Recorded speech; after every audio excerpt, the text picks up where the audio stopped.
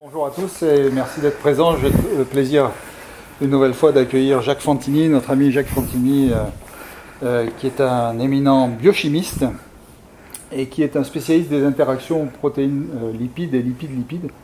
Et je suis persuadé que vous allez voir ces extraordinaires reconstructions 3D de ces molécules qui interagissent les unes avec les autres, plus ou moins bien d'ailleurs. Jacques est très connu, et en particulier pour avoir découvert les motifs, les domaines sphingolypid binding domain, qui sont des domaines qui jouent un rôle très particulier dans les infections du cerveau bactériennes et virales, mais aussi dans les maladies neurodégénératives. Et parmi les multiples choses que Jacques a fait, il a designé des molécules qui justement pourraient servir de médicaments dans le traitement des maladies neurodégénératives, dont Parkinson et Alzheimer. Donc je te remercie d'être présent encore une fois aujourd'hui pour nous parler de ces travaux. Merci Jacques. Merci Pierre-Édouard et merci à l'IHU, toujours un plaisir de venir ici dans ces lieux où j'ai beaucoup d'amis, y compris des amis de plus de 30 ans. Donc ça commence à faire. Et l'amitié est quelque chose de rare, donc c'est toujours bien d'en avoir une manifestation. Donc, alors je vais vous parler aujourd'hui des interactions moléculaires, puisque finalement c'est la base de mon travail dans différents aspects, différentes disciplines scientifiques, dont la virologie, hein, c'est de là que je suis parti et c'est là que je suis revenu avec l'épidémie de Covid. Et en fait, ce que j'essaie de faire depuis quelques années, c'est de comprendre vraiment le fondement de ces interactions moléculaires, les paramètres fondamentaux qui les contrôlent, ce qui me permet d'avoir une vision finalement relativement simple de processus qui peuvent paraître complexes. Et je pense qu'en se référant à des mécanismes fondamentaux facilement compréhensibles et facilement interprétables, on peut justement résoudre des problèmes plus complexes et notamment répondre à des questions de type comment un virus infecte une cellule et comment contrecarrer cette infection avec des molécules thérapeutiques.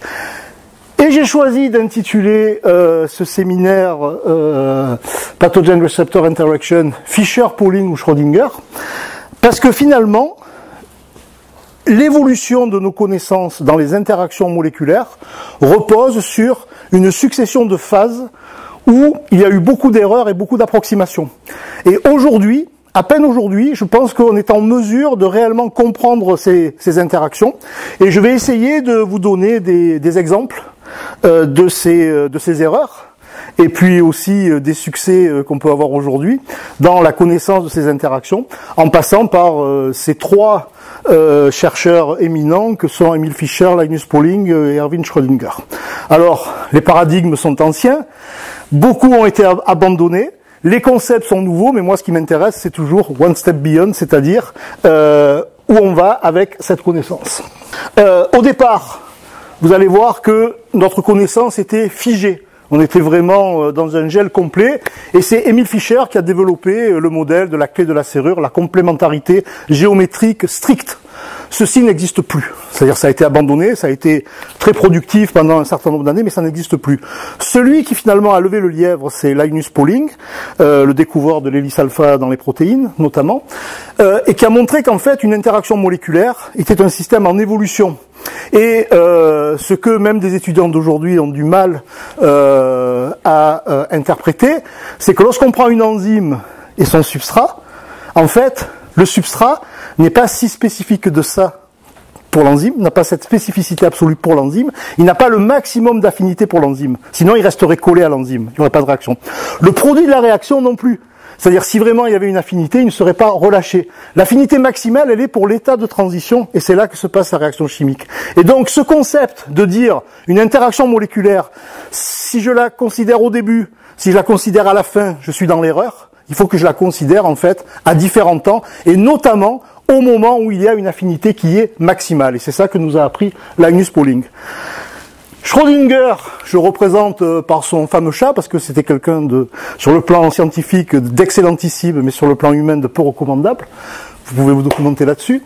Donc, le chat de Schrödinger, les mécanismes quantiques. Aujourd'hui, quand on analyse une interaction moléculaire, on regarde où sont les électrons. Et ça nous donne des informations que nous n'avions pas auparavant. notamment en ce qui concerne la traduction du signal. Petite devinette, dont je donnerai la solution à la fin. Quel est le rapport entre Novak Djokovic et les mécanismes quantiques? Donc, si quelqu'un le sait, vous pouvez spoiler. Sinon, il faudra attendre la fin du séminaire. Le quiproquo originel, c'est ça. Ça, c'est ce que j'ai appris moi quand j'étais étudiant. Et j'étais persuadé que c'était comme ça. C'est-à-dire, vous avez un récepteur, un ligand, et il y a une adaptation parfaite, et la clé dans la serrure. Ça, on sait aujourd'hui que ça n'existe pas, ça ne peut pas exister. Pourquoi ça ne peut pas exister? Eh bien parce qu'en fait, j'aime bien cet aphorisme, rien ne se perd, rien ne se crée, tout se déforme. Tout se déforme parce que les interactions moléculaires sont des systèmes dynamiques. Il n'y a pas de complémentarité géométrique parfaite, ça ne peut pas exister à cause des mécanismes quantiques, des vibrations. Et quand on regarde ce qui se passe lorsque un récepteur à 7 domaines transmembranaires absorbe dans la membrane une molécule de cholestérol, mais vous voyez que cet aspect dynamique des choses, c'est quelque chose que nous a appris Linus Pauling, et c'est quelque chose que l'on doit considérer aujourd'hui si on veut comprendre quelque chose, et ne pas rester sur ce système absolument obsolète et erroné et très trompeur.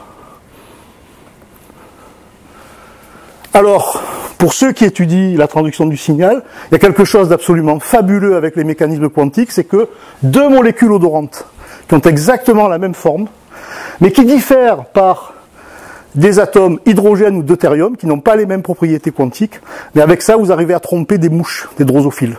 Et vous pouvez aller les faire aller d'un côté ou de l'autre de la serre, sans qu'elles n'y comprennent quoi que ce soit, parce que il n'y a pas de complémentarité géométrique, il y a fixation de la molécule odorante, ce qui déclenche un transfert d'électrons à l'intérieur du récepteur. Cette propagation, cette vague, on avait identifié les vagues conformationnelles, il y a aussi des vagues électroniques. Et ça, vous verrez à la fin du séminaire que c'est quelque chose qu'on commence à prendre en considération dans la conception de nouveaux inhibiteurs d'entrée des virus.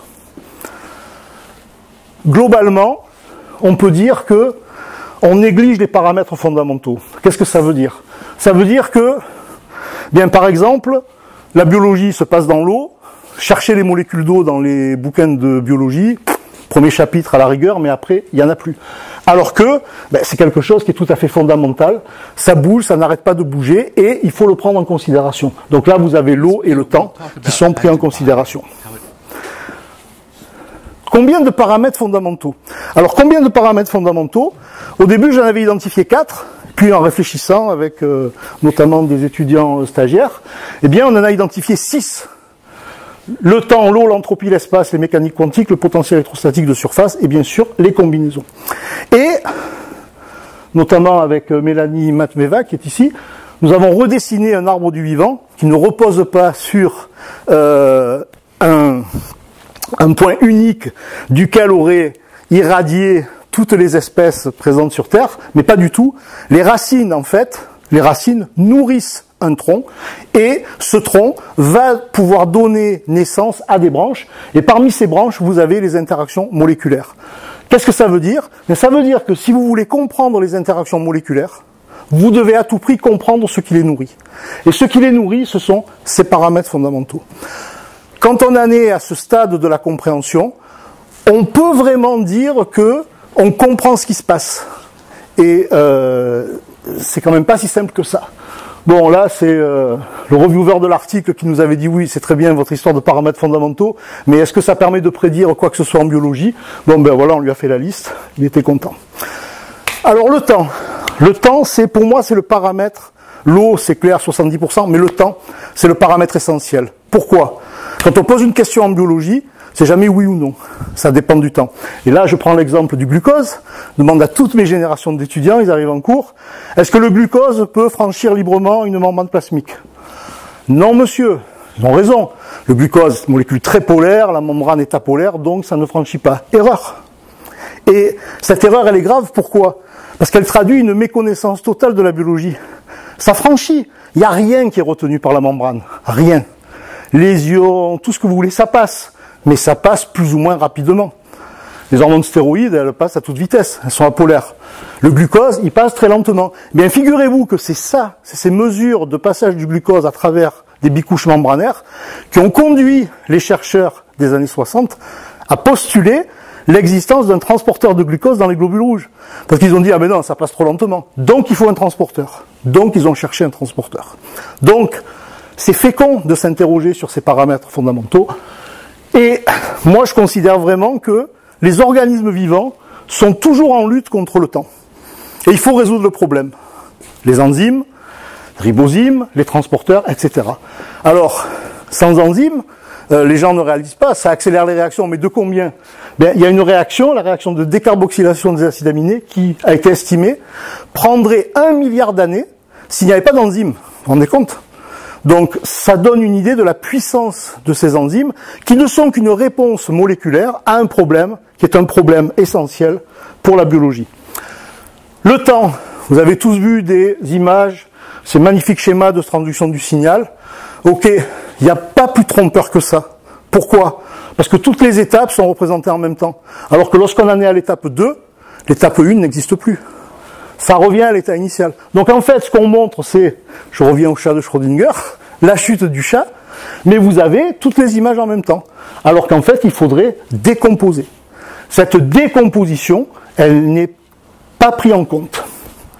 Et ça se manifeste pour nous, virologues, sur les mutations. Alors les mutations, on en parle toutes les semaines, hein, Pierre Pontarouti qui est là. Ces mutations, on va les classer en 2 catégories. Les mutations qui changent l'acide aminé, les mutations qui ne changent pas l'acide aminé. Une mutation qui change l'acide aminé est censée avoir une répercussion sur la structure de la protéine. Une mutation qui ne change pas l'acide aminé est censée ne pas avoir d'effet sur la protéine puisque c'est le même acide aminé. Et en fait, quand on regarde, regardez ici, résidu est conservé, changement de fonction, possible mais très rare, possible. Ça veut dire qu'un acide aminé qui n'est pas changé peut tout de même entraîner une modification de fonction. Mais ça, on le sait depuis longtemps. Pourquoi? Parce que le code génétique est dégénéré. Il y a plusieurs codons pour le même acide aminé. Et ils ont été conservés depuis 4 milliards d'années d'évolution. Ce qui veut dire que ces codons, lorsqu'il y en a 4, ils ne sont pas représentés à 25%, tous les 4. Il y en a un qui est majoritaire, il y en a des minoritaires. Si vous changez un codon majoritaire par un codon minoritaire, il mettra plus de temps à venir sur le ribosome, et donc vous allez avoir un effet cinétique, encore le temps. Ça veut dire que selon le codon qui est sélectionné, qui est muté, même s'il n'y a pas de changement d'acide aminé, vous pouvez avoir ce qu'on appelle une mutation silencieuse sur l'acide nucléique, qui ne l'est pas du tout sur la protéine. Et j'ai réalisé la première modélisation d'une mutation silencieuse. Donc vous avez en jaune, c'est l'acide nucléique. Là, vous avez un morceau de la polymérase du SARS-CoV-2 qui normalement vient se coller contre la molécule d'ARN. Mais vous voyez qu'avec la mutation silencieuse, eh bien, la structure est différente et elle vient percuter et elle ne fonctionne plus. Vous ne changez pas l'acide aminé, mais vous changez la structure de la protéine et sa fonction.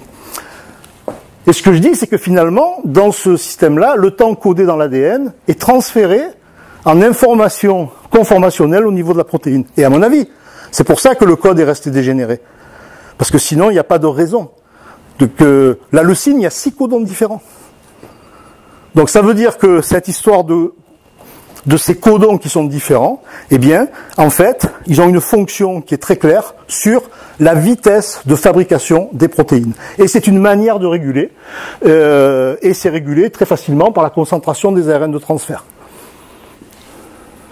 Très rapidement, entropie, enthalpie. Entropie, désordre moléculaire, flèche du temps. En fait, c'est très simple. Il y a des mécanismes de changement conformationnel qui sont dus à la déshydratation. C'est le cas d'une enzyme qui s'appelle l'exokinase. Lorsque le glucose arrive dans le site actif de l'exokinase, il y a une déshydratation, et cette déshydratation modifie la structure de l'enzyme. Donc les molécules d'eau, on les considère souvent comme ça. Ce sont des facteurs d'entropie. On augmente l'entropie du système en augmentant le désordre des molécules d'eau.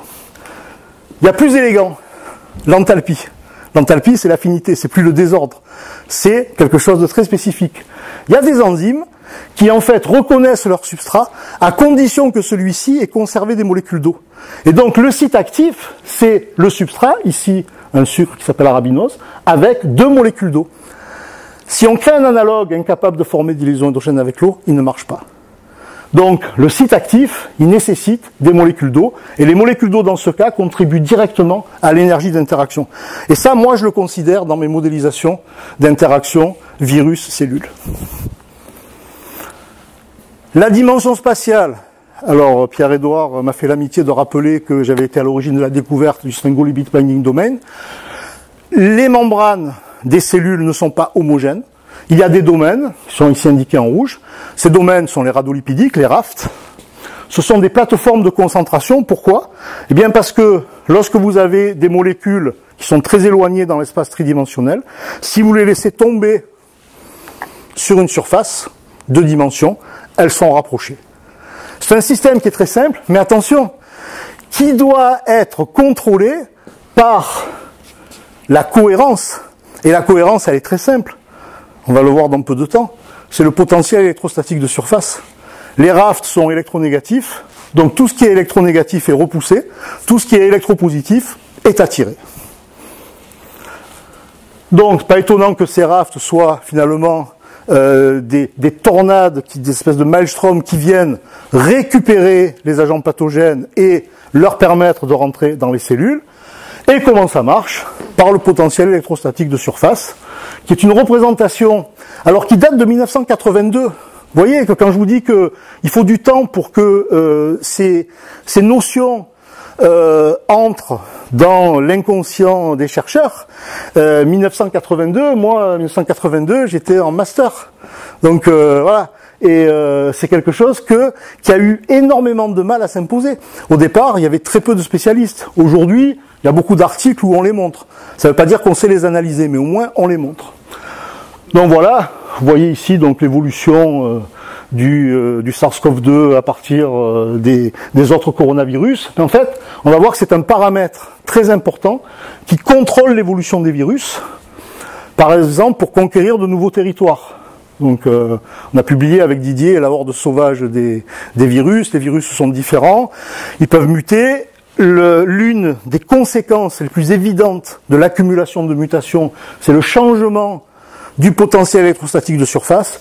Les virus ont tendance à devenir de plus en plus électropositifs. C'est normal, ils vont vers les rafts qui sont électronégatifs. Mais aussi, il y a des récepteurs qui n'ont pas le même potentiel électrostatique de surface. On sait très bien que dans une infection à VIH, les premiers virus interagissent avec le corécepteur CCR5, et ensuite, ça passe vers CXCR4, avec un tropisme qui est étendu et des symptômes qui ne sont plus les mêmes.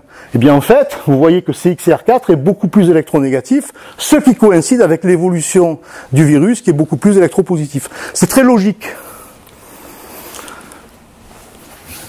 Et c'est d'autant plus logique que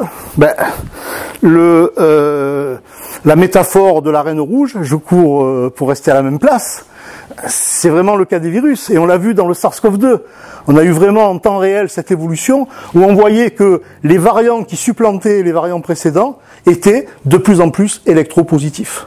Donc il y a véritablement une course de vitesse lorsque vous avez un mélange de virus, et c'est utilisé d'ailleurs pour récupérer les virus sur des plaques électronégatives. On sait le faire, on sait les séparer, on sait mesurer ce potentiel. Et donc les virus qui vont gagner la course sont les virus qui sont les plus électropositifs.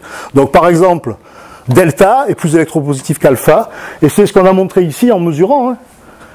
C'est-à-dire que lorsqu'on arrive à Wuhan delta BA1, donc les premiers omicrons et les omicrons suivants, eh bien ce qu'on a, c'est une augmentation de l'électropositivité de la protéine spike lorsqu'elle est vue depuis la cellule. Néanmoins, ceci a un prix. Et ça aussi, c'est un des travaux auxquels on a participé avec Pierre dans les réunions avec Didier. C'est que on se rend compte qu'au fur et à mesure de l'évolution du SARS-CoV-2, il n'y a pas que de l'acquisition, il y a aussi de la perte. En fait, ça va ensemble. C'est toujours au prix de quelque chose. Et le prix de quelque chose, qu'est-ce que c'est? Eh bien, on a une évolution constante de Wuhan, Delta, Omicron, etc. Mais en même temps, on a ce que Didier a appelé l'effet Mistigri, c'est-à-dire on se débarrasse de ce qui est superflu. Et ce qui est superflu, en l'occurrence, c'est le gène hors fuite du SARS-CoV-2, qui, au départ, a été tronqué en plein milieu, et puis, dans ses versions les plus délétères, est tronqué juste après la séquence signal. Donc voilà. Alors au passage, ce type de modélisation-là, c'est ce qui m'a demandé le plus de travail, parce que on ne modélise pas une protéine avec sa séquence signal. C'est quelque chose qui n'existe pas. On modélise la séquence signal, on modélise la protéine une fois qu'elle est fabriquée, mais modéliser la protéine avec sa séquence signal, c'est Philippe Colson qui m'a demandé ça un samedi matin, et j'ai passé un très mauvais week-end parce que je me suis dit, il doit s'attendre à ce que je lui envoie ça dans les 10 minutes, et ça m'a pris énormément de temps pour cette image, et c'est pour ça que je vous la montre. J'aime bien cette image. Alors, est-ce qu'on est au bout de la logique? Ben, ça fait un moment qu'on est au bout de la logique, parce qu'avec Omicron, on est déjà au maximum. Ça, c'est ce que Philippe m'a demandé cet été. Donc, c'est KP.2, maintenant il y a KP.3, je sais plus, peut-être 4, 5, 6, 7. Des mutations qui s'accumulent dans les différents domaines de la protéine spike. Mais finalement, on a toujours un potentiel de surface qui a atteint son maximum. Donc, on s'attend maintenant à ce que vraiment, ça devienne endémique, au sens où, en tout cas, pour ce qui concerne la spike, et ensuite pour ORF8, ben, il n'y a plus d'ORF8, la spike est déjà très électropositif. Qu'est-ce qui peut se passer après? Bon, on peut rien prédire, c'est clair, mais on a vraiment l'impression qu'on est quand même au bout de quelque chose. Le Mpox.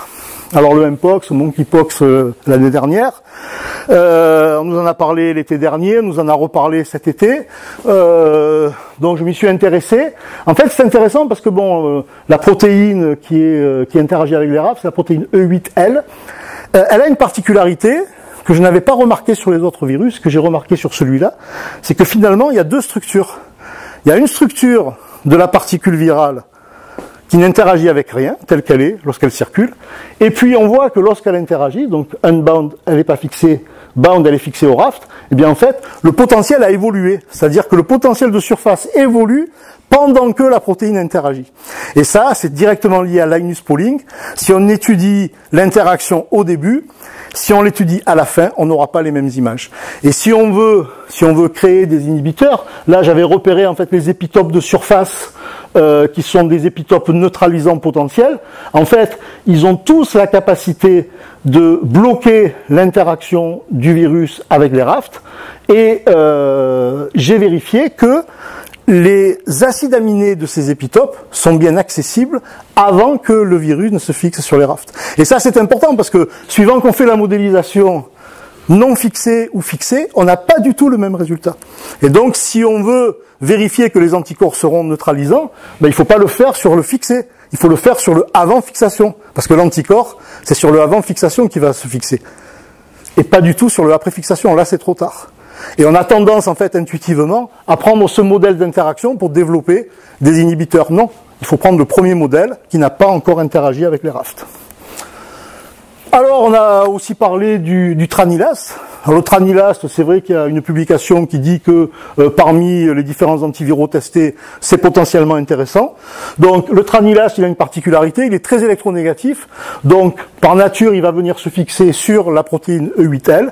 Et effectivement, on peut considérer que si le médicament est fixé sur la protéine, le virus ne peut plus interagir avec le raft. Donc, c'est un des mécanismes probables, mais moi, c'est pas ça qui m'intéresse. Moi, ce qui m'intéresse, c'est le repositionnement des drogues. Parce qu'on a entendu beaucoup de bêtises pendant les années Covid, et ça peut se résumer par une crise d'identité moléculaire. Est-ce qu'un antibiotique ne peut pas être un antiviral? Mais bien sûr qu'il peut être un antiviral. Et pourtant, j'en ai vu des bêtises passer sur les réseaux sociaux. Ah mais non, c'est un antibiotique, ça peut pas inhiber un virus. La molécule, elle sait pas ce qu'elle est, hein. Elle n'a pas d'âme. Hein. La molécule, c'est des ondes électromagnétiques, c'est des atomes, des potentiels de surface, tout ce que vous voulez. Mais la molécule, elle interagit ou elle n'interagit pas. Donc par exemple ici, sur la protéine spike de SARS-CoV-2, mais vous avez la fixation de l'azithromycine en vert et de l'ivermectine en jaune. C'est intéressant parce que ça montre que les deux peuvent se fixer en même temps. Donc les gens qui ont imaginé traiter avec une combinaison azithromycine-ivermectine n'étaient pas forcément dans le faux. Après c'est autre chose, moi je suis dans les molécules, hein. Je parle pas de... Il y a des tas de raisons qui peuvent faire qu'un traitement peut être actif ou non, mais en tout cas, il y a une logique moléculaire. Et ça c'est mon travail, de rechercher la logique moléculaire. Alors ce qui est intéressant aussi, c'est que l'ivermectine, on a l'impression que c'est une molécule qui va avoir une conformation, mais pas du tout. Quand on regarde la fixation de l'ivermectine sur les différents variants Et comme j'avais fait KP2 cet été, ben j'ai regardé sur KP2. L'ivermectine se fixe sur tous ces variants, mais en sélectionnant une conformation différente à chaque fois. C'est la flexibilité conformationnelle de l'ivermectine qui lui permet de s'adapter à chaque variant. Vous vous rendez compte? On est loin de la clé de la serrure là. Ça bouge dans tous les sens. Et les dangers du docking, qu'est-ce que c'est? Bien, c'est de rester figé. Là, il y a un article qui est paru en 2020, justement sur l'ivermectine, docké sur la protéine Spike. Mais alors là, carrément, ils m'ont fait un vaisseau spatial complètement plat, qui n'a aucune réalité. Mais quand on demande de docker, ben on peut demander avec un certain nombre de critères. Si on ne fait pas attention, ben on peut se retrouver sur des choses comme ça qui n'ont aucune réalité. Je vous rappelle que voilà les conformations de l'ivermectine. Ça n'a rien de cette crêpe aromatique qui s'insère on ne sait pas où. Mais pourtant voilà, on peut faire des publications avec.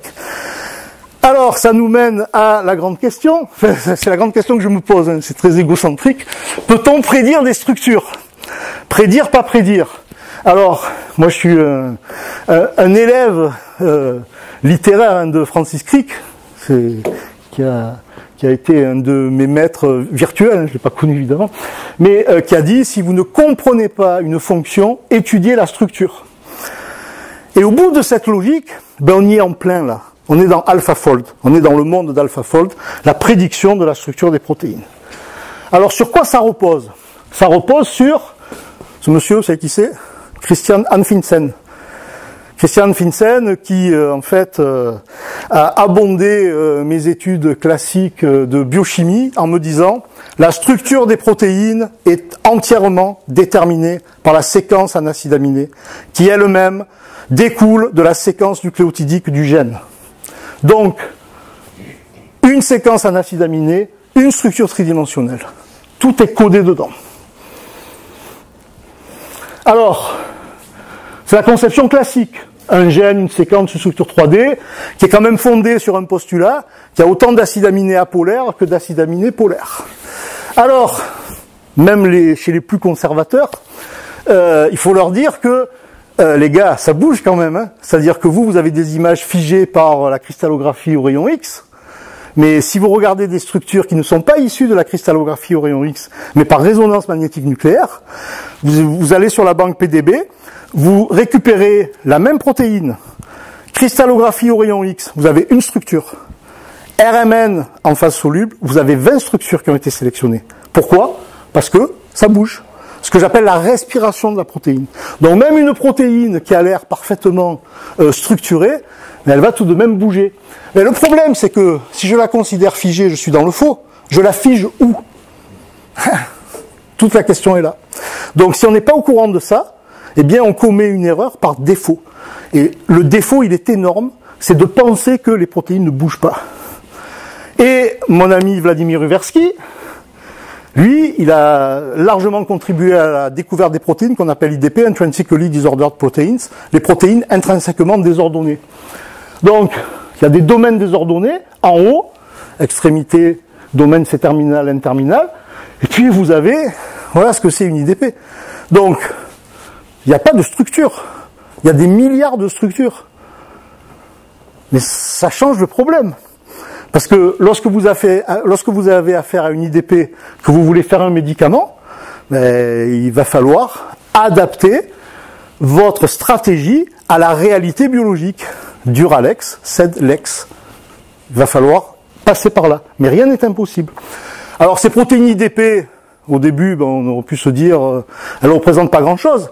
Mais comme on a séquencé le génome humain, que c'est grâce à ça qu'on les a toutes repérées, 51% des protéines sont soit totalement désordonnées, soit partiellement désordonnées. Ça veut dire que AlphaFold, qui est censé avoir résolu le problème de la structure des protéines, comme on va le voir dans la diapositive suivante ou une d'après, eh bien en fait, AlphaFold ne s'intéresse qu'à la moitié du protéome, dans le meilleur des cas. Et ces protéines, elles sont impliquées dans les fonctions régaliennes de la cellule, transcription, etc., etc. Donc ces IDP, quel est leur secret? Mais leur secret, c'est que elles participent à l'économie de gènes. J'ai quelque chose qui fluctue, hop, je peux attraper ça, de différentes manières, donc je m'adapte au ligand.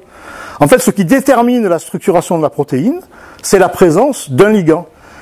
Et bien sûr, chaque IDP peut avoir plusieurs ligands différents, donc plusieurs fonctions. On n'a que 26 000 gènes, hein, grosso modo, qui codent pour les protéines. Et bien pourquoi? En tout cas, la solution qui a été trouvée par la nature, c'est de dire, mais je ne suis pas figé, je ne fais pas une structure de protéine définitive, je permets à la protéine de bouger et donc de s'adapter. Mais quand on va concevoir des médicaments, c'est bien ça qu'il faudra avoir en tête. Donc par exemple, moi j'aime bien cette image, l'effet structurant des rafts, c'est un peu le travail que j'ai réalisé sur Alzheimer, Parkinson, c'est qu'une protéine qui est globalement positive va être attirée par le raft, pour des raisons de complémentarité électrostatique. Et le raft va la structurer en hélice alpha. Tant qu'elle n'interagit pas avec un raft, elle n'est pas structurée en hélice alpha. Ce n'est que lorsqu'elle interagit qu'elle est structurée en hélice alpha. Et c'est un des problèmes d'Alzheimer et de Parkinson. Donc, comprenez bien que le modèle clé-serrure ne fonctionne pas. Le glucagon, par exemple, en solution, il est totalement désordonné. Il interagit avec son récepteur, il se structure. En se structurant, il modifie la forme du récepteur et c'est ça qui engendre l'activation, la transduction du signal. On est dans un système dynamique. Et ce système dynamique, on le voit avec la création d'un ganglioside binding domain. Ça, c'est quelque chose que j'ai réussi à modéliser. L'alpha-synucléine de la maladie de Parkinson, elle est totalement déstructurée. Mais au voisinage d'un raft, elle va créer petit à petit une structure en épingle à cheveux qui va avoir une affinité pour le ganglioside. Alors vous avez beau faire des anticorps contre la protéine, le domaine vous ne le voyez pas. Le domaine vous ne le voyez que lorsque, eh bien, il interagit avec un raft. Et ce que j'ai superposé là sont les différentes conformations de la protéine. C'est un peu une superposition quantique, c'est-à-dire que toutes ces structures de protéines existent en même temps. Et ce n'est que lorsque la protéine s'approche d'une membrane qu'il va y avoir la structuration. Donc vous voyez, on est vraiment loin de la clé de la serrure. Hein. On est dans un système multidimensionnel où il va falloir tenir compte de l'évolution temporelle et de l'évolution spatiale et de l'influence réciproque des ligands les uns sur les autres. Conséquences thérapeutiques. Eh bien, il y a certains peptides qu'il faut bloquer parce que justement, ils vont avoir de multiples possibilités conformationnelles. On appelle ça aujourd'hui des peptides agrafés, staple peptide. Vous agrafez le peptide, vous limitez sa liberté conformationnelle et vous le stabilisez en hélice alpha. Si vous utilisez ce peptide-là, vous avez beau avoir la même séquence. Il n'a aucune activité biologique, aucun effet thérapeutique. Celui-là, oui, parce que l'effet thérapeutique recherché passe par une hélice alpha qui est stabilisée par l'agrafe. Mais pas toujours. Alors on se rend compte aujourd'hui, et vous voyez, ça date de pas longtemps, que la flexibilité qui a longtemps été un reproche aux peptides, justement, ça peut être non seulement un avantage, mais l'avantage clé pour traiter certaines pathologies, notamment le diabète.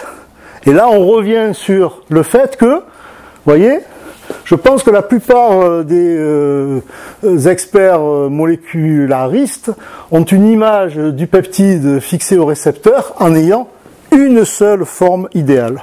On revient au modèle clé-serrure.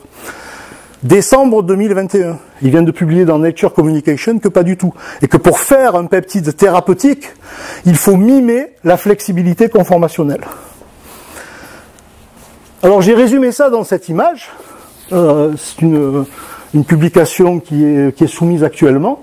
C'est de dire qu'il faut changer de paradigme. Les IDP, on ne peut pas les cibler. On va cibler leur cible. Et on va cibler leur cible en faisant comme elle. En créant des peptides que j'ai appelés des peptides adaptatifs. AMIP53 pour la maladie d'Alzheimer et de Parkinson, c'est le premier peptide adaptatif.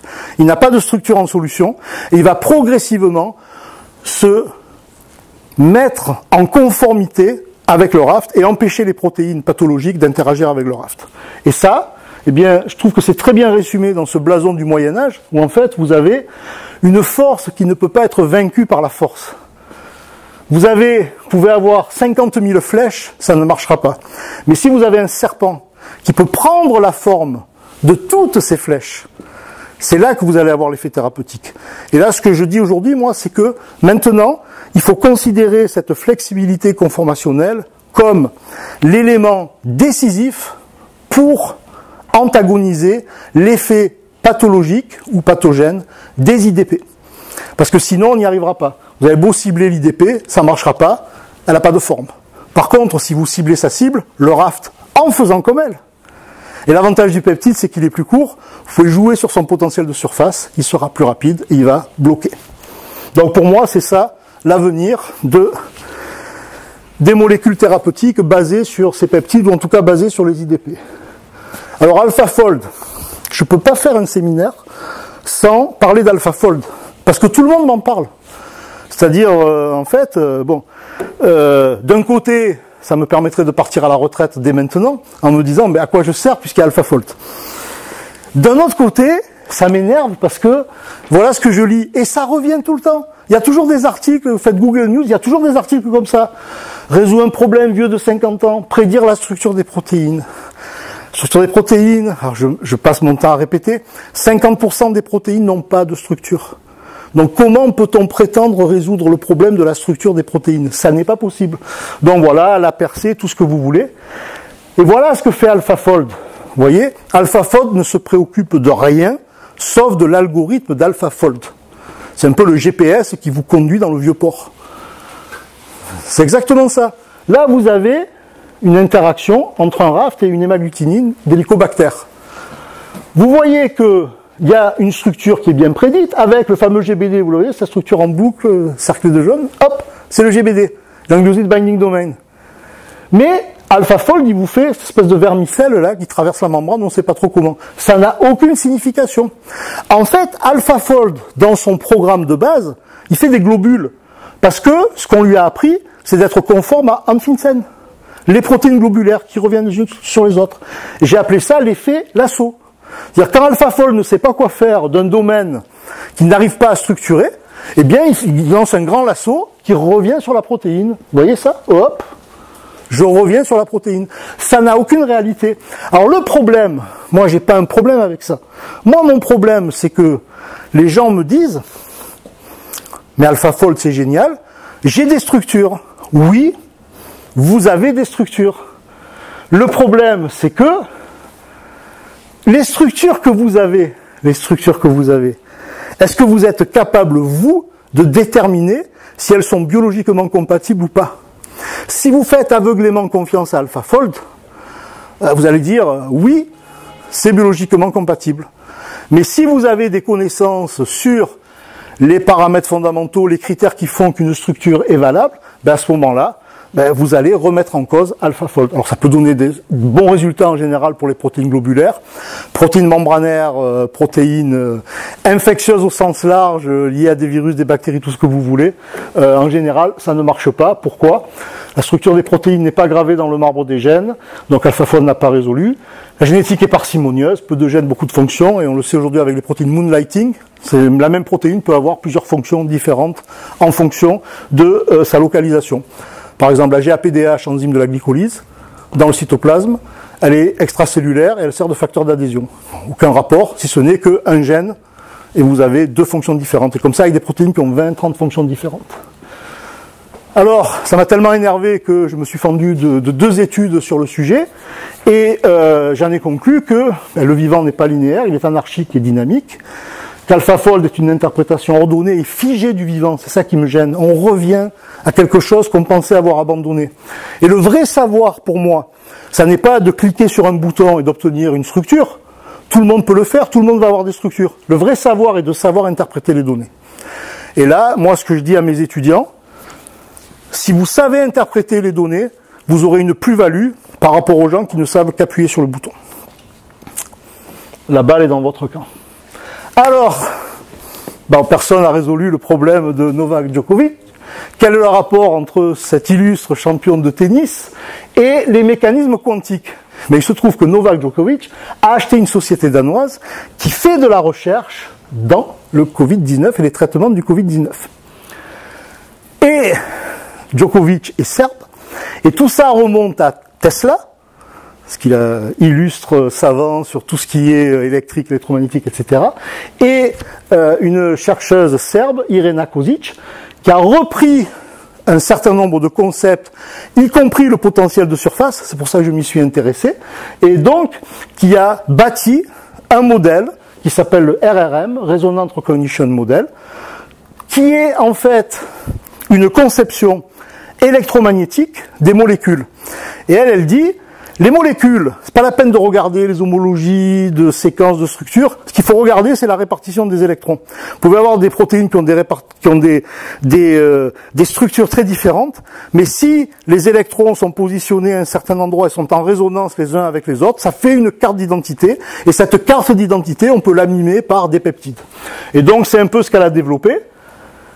Et elle présente donc des mesures, par exemple, ici, donc fondation quantique du modèle RRM, c'est que dans différentes catégories de protéines virales, bactériennes, etc., il y a en fait une signature électromagnétique qui est scalée, alors que sur d'autres protéines, la signature est différente.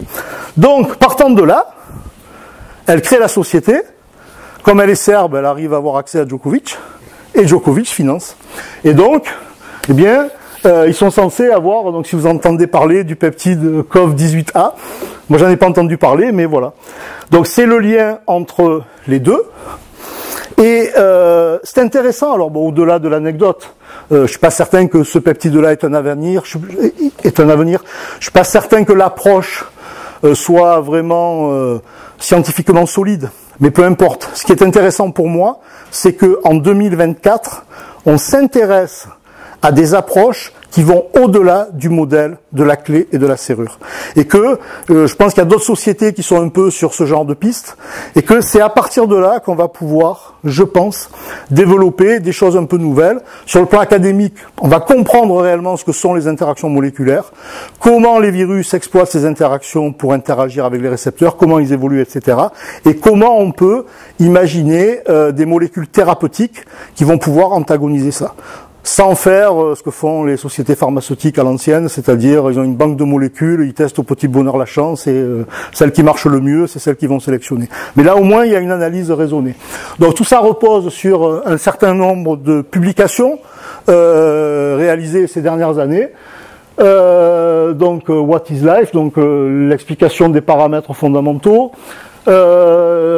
Membrane réceptologie, donc un peu pareil, remettre en question tous ces paradigmes. Les membranes comme driver de l'évolution virus.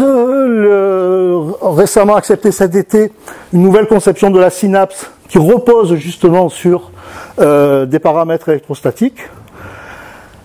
Et puis, alors celui-là j'aime bien parce que, je vais finir là-dessus, j'ai réussi à caser dans un article ce que j'ai fait en TD aux étudiants.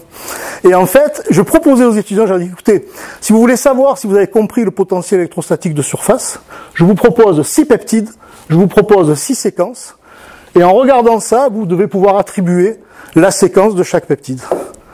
Et ils sont capables de le faire. Parce qu'en fait, il y a vraiment une signature électrostatique de tous ces peptides.